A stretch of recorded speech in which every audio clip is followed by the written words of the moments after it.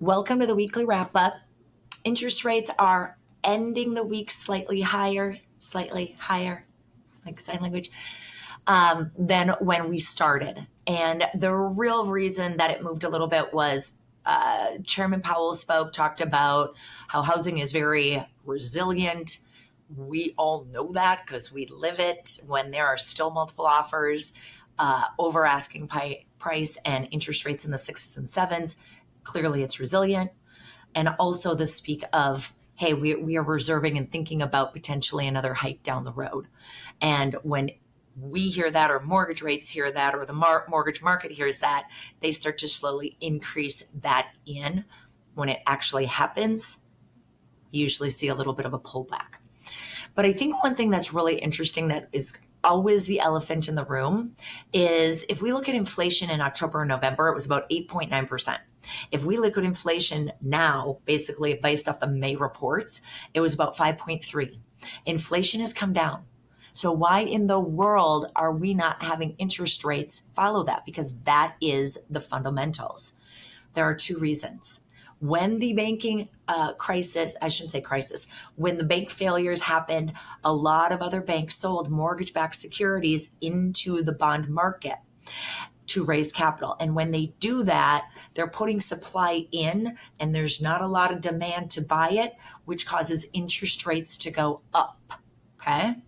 The other thing is that until the Fed chair says that we're done raising definitively, they're going to be a little bit elevated because they're always watching and trying to price in a little bit. So once he says he's done, we should get back to more of those fundamentals and see interest rates come down meaningfully. But until then, that's the one thing that's kind of keeping us elevated when we shouldn't be. Next thing I want to talk about very quickly is student loans. Guys, I did a social post this week about student loans and how they're coming due in October. These have been deferred for 3 years. This will affect 40 million Americans. That's how many people have student loans. And the average student loan payment is about $350 a month.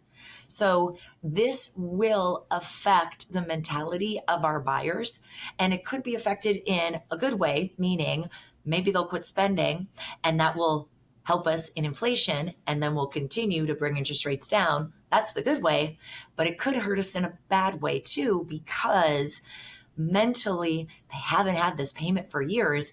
And if they're out looking for homes and now they're going to jack on another $350 to $400 for student loans, even though we qualify them with it, mentally, that could cause some people to step back onto the sidelines.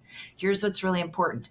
I'm going to be putting out some additional stuff about student loans because there are ways around it and some really interesting things that I learned as this bill is going through that everyone who has student loans should know. So I will be sharing that. And the last thing I've got for you is Will's Trust Probate. We had our gentleman in, gave an amazing presentation about that. If you want my top 10 things that I learned from that, just shoot me an email from this video or respond back to this video and I will send it to you. It was a huge eye-opener for me and so much great information that we need to be sharing with our clients. If there's anything else that we can do for you guys, please do not hesitate to let me know. That's what we're here for.